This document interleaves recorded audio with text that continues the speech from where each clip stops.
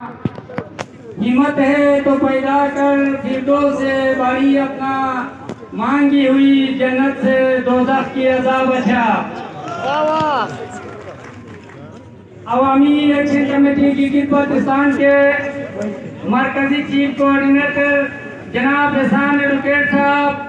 अवामी action committee के तमाम कायदीन workers, Gilgit Baltistan के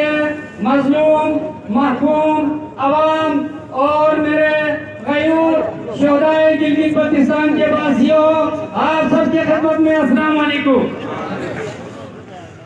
आज का ये अज़ीमुशान एहतिजाजी मुज़ाहिरा गिलगित के इस सरज़मीन में हमें अपने अंदर खूबी पैदा करने का सबक देता है।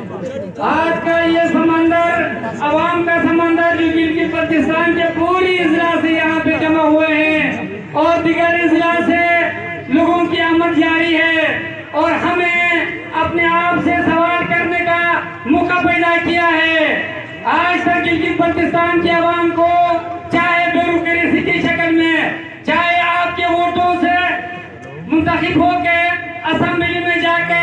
मराद लेने वालों की शक्ल में आपको आपस में लड़ा के अपने लिए ऐशियां किए,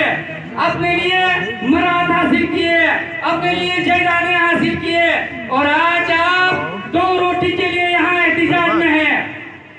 मैं अवामी एक्शन कमेटी गिलगित बल्तिस्तान को खराज तहसीन पेश करता हूँ। इनकी वर्कर्स, इनके कायदीन